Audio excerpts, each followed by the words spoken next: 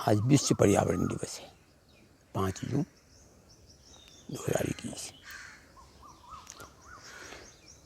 विश्व में सब पर्यावरण दिवस मना रहे हैं, एक दिन में उत्सव मना रहे हैं। आज वे लोग भी जो पर्यावरण के सबसे ज़्यादा द्रोही हैं, व्यवहार में पर्यावरण को नष्ट करने में अपने सब शक्ति लगा दिए हैं, वो भी कहीं मीटिंग करते होंगे, कहीं वेबिनार करते होंगे, कहीं सेमिनार करते होंगे, कहीं वक्तव्य निकालते होंगे, कहीं पौधारोपण करते होंगे। और पौधारोपण करने के बाद फिर कभी दूसरे दिन देखने के भी लिए जाएंगे पौधा लगा या नहीं लगा। तो इस ढंग की पर्यावरण दिवस लोग उत्सव मना रहे हैं।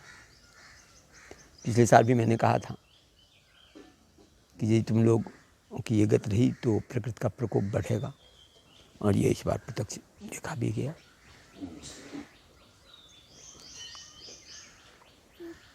बात यह है कि पर्यावरण का जो सही अर्थ है वह लोग समझ ही नहीं रहा है। पर्यावरण हमारे चारों बगल जो आवरण है, आवरण किस बात का है? तो हम यदि बहिर्गत रूप से लेते हैं तो हमारे चारों बगल वायु है, पेड़ हैं, पौधे हैं, नदियाँ हैं, ये बाहरी है। ठीक वैसे ही हमारे आंतरिक में हमारा मन है। तो ये हमारा मन भी एक आवरण से, विषयों से ढका हुआ है। इसके और सूक्ष्म हमारा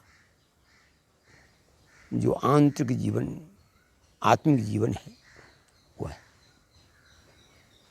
तो हम इधर से लें चाहे उधर से लें,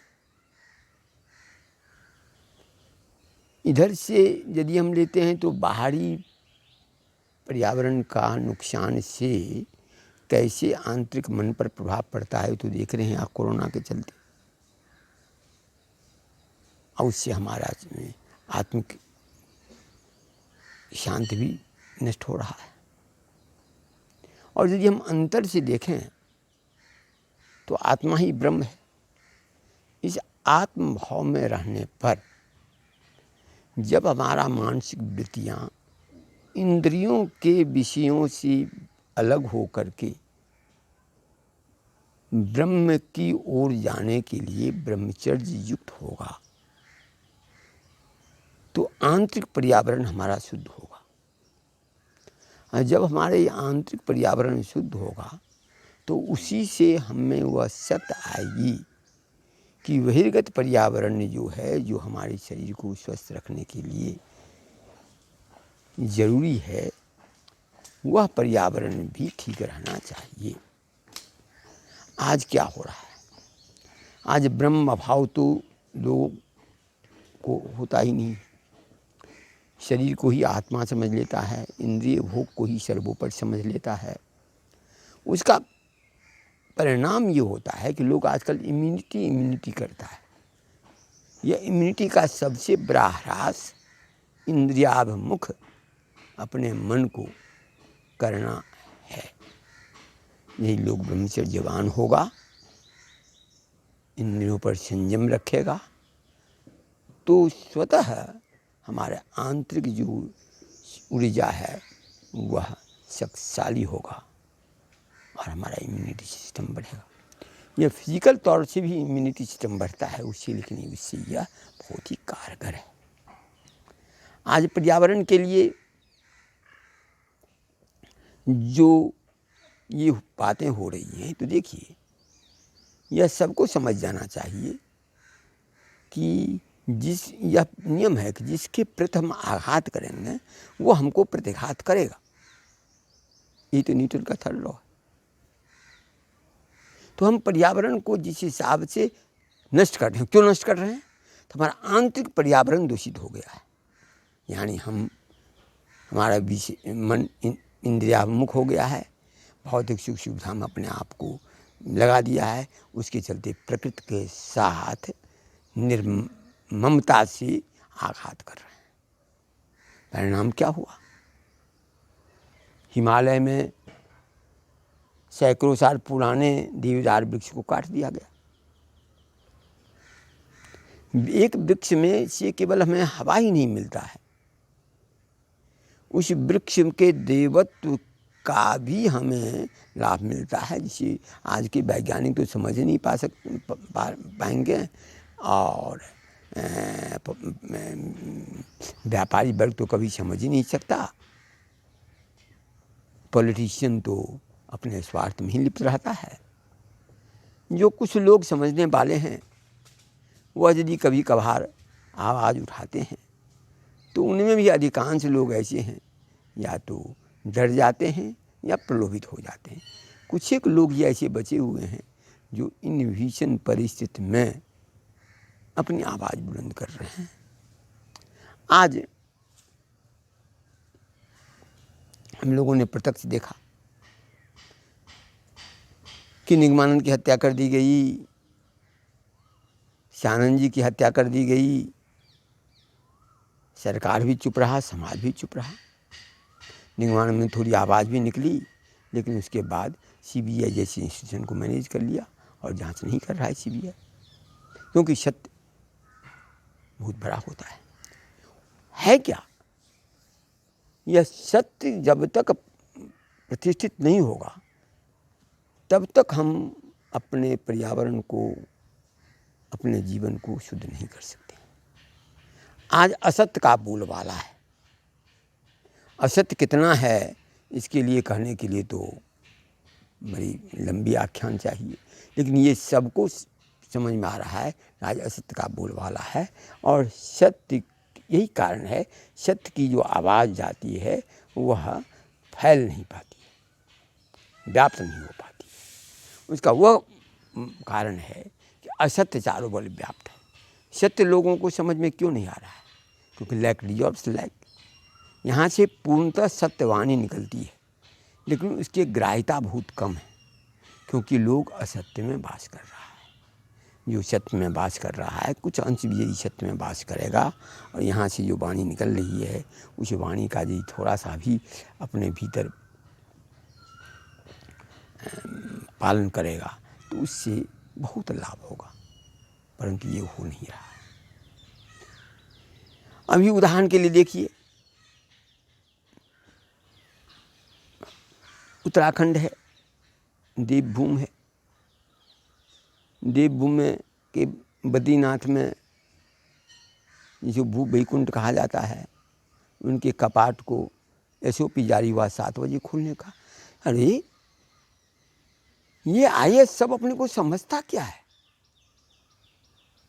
और ये पॉलिटिशियन इतने आईएएस के गुलाम हो जाते हैं कि धर्म की बात धार्मिक व्यक्ति से पूछना कर या ऐसे एसओपी जारी कर लेते हैं। उन्हें हाई कोर्ट भी मंजूरी दे देता है।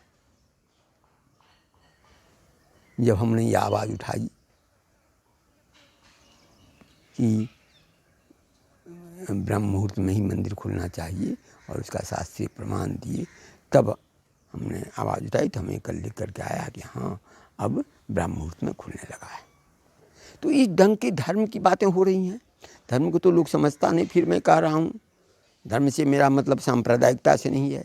धर्म से मेरा मतलब है तात्विक धर्म से, जो धर्म सबके लिए समान रूप से होता है।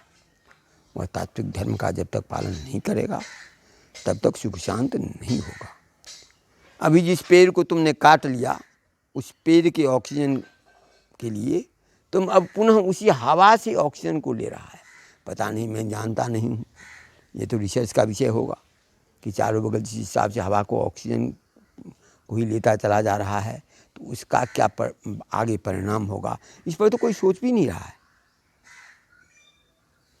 वो ऑक्सीजन को जो हम कंडेंस करके रख दे रहे हैं, फिर इसका और चारों बगल इसके लिए फैक्ट्रियाँ पर फैक्ट्रियाँ बनती चली जा रही हैं, मशीन पर मशीन लगती चले जा रहे हैं, उसका भी प्रभाव पर्यावरण पर क्या होगा, इस पर तो किसी की सोच भी नहीं है। तो इस ढंग से हम लोग दूसरी बात क्या है, पहले क्या होता था, एक कोई मीटिंग होता था विद्वानों की, बुद्धिजीवियों की, एक मीटिंग साइंटिस्टों की एक मीटिंग होती थी तो उसका एक प्रभाव होता था, सरकार भी उसका सोचता था। अभी तो हज़ारों मीटिंग होगा, लाखों मीटिंग होगा, एक से एक प्रस्ताव पारित होगा, सरकार पर जोर लेने वाला नहीं है। सरकार का अपना व्यापारिक दृष्टिकोण और ब्यूरोक्रेट्स का अपनी सोच, और उसी पर सब कुछ चलता है। ये सब कुछ नहीं होता है, परिणाम देख ही रहे हैं। और इसमें तो ये भी नहीं कह सकता है कि कोई साधारण लोग ही मर रहे हैं, बड़े बड़े लोग ही मर रहे हैं, पॉलिटिशियन भी मर रहे हैं, सबके सब डरे हुए हैं, सबके सब डूबके हुए हैं। क्योंकि परम न्याय जो होता है वह उसका डंडा जिससे भयभीत होता है, क्योंकि वह सत्य पर होता है।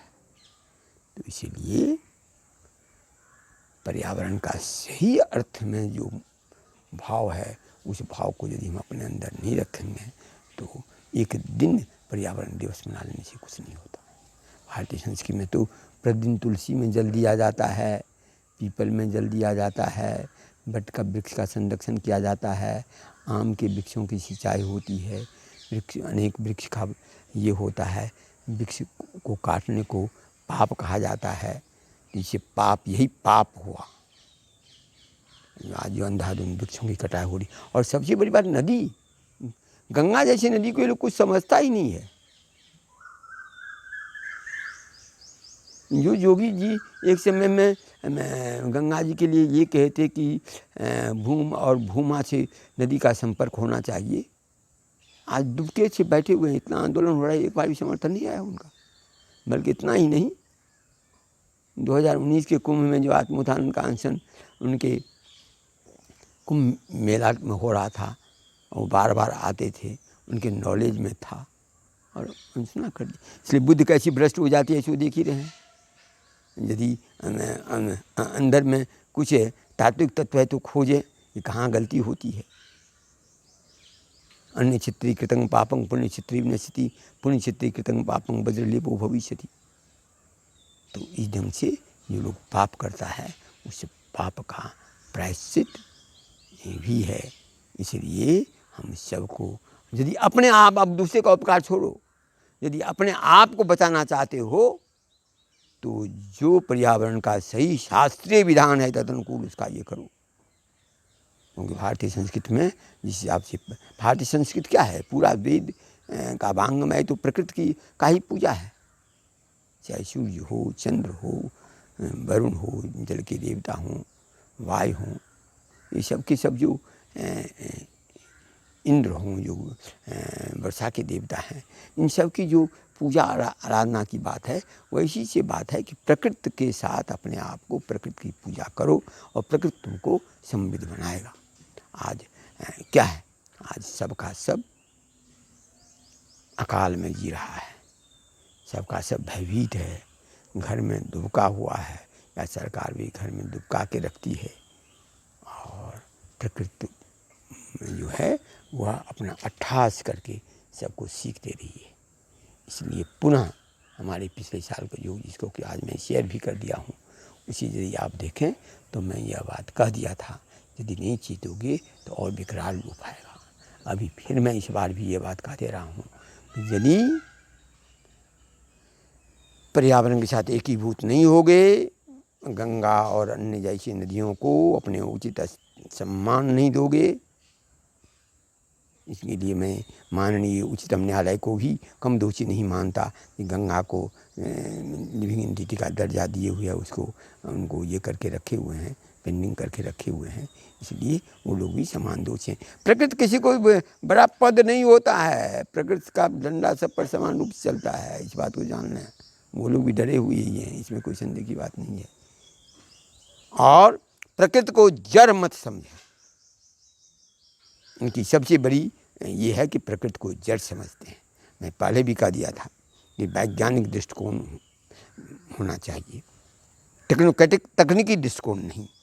तकनीकी दृष्टिकोण वैज्ञानिक दृष्टिकोण पर आधारित होना चाहिए। विज्ञान सर्वांगीण देखता है, परंतु दिव्य दृष्टि जो होता है ऋषियों का, वो तो परम उच्च का होता है, उनकी बात तो लोग समझेंगे नहीं, लेकिन अपने से कम वैज्ञानिक दृष्टिकोण से, जैसे कोई डैम बनाते हैं तो क्या ये नहीं देखते हैं कि ग्लेशियर का क्या हो जाएगा, ग्लेशियर टूटेगा तो क्या होगा, ऐसे लोग मर रहा है, जल जीवों का क्या होगा, अगल बगल में जो नदी सूख जाएगी तो जो जानवर पानी पीते हैं उनका क्या होगा, उन वनस्पतियों का क्या होगा जो वनस्पति को लेकर के गंगा चलती थी या नदियाँ चलती हैं। तो इन सब बातों का जब तक सम्यक रूप से सोच नहीं होगा, और सरकार जब तक इसको अपने ब्यूरोक्रेट से हटा करके और अपने भी हट जाए, क्योंकि वो लोग 5 साल के लिए आते हैं तो समझते हैं हम सबसे बड़ा हो गया, कैसे करके इलेक्शन होता है हम लोग सब समझते हैं। इसलिए अपने आप को न समझें, ऋषियों का सम्मान करें, देवताओं का सम्मान करें, सत्य का सम्मान करें, प्रकृति को सम्मान दें, नदियों को सम्मान दें, और तब जाकर के सुख और सत्य का आगान करें। मनुष्य एक झूठ बोलता है तो कितना कमज़ोर हो जाता है आंतरिक रूप से, यह समझना बहुत ही कठिन है। और यदि राजा झूठ बोलता है तो उसका प्रभाव जनता पर क्या पड़ता है, प्रकृति पर क्या पड़ता है, वह तो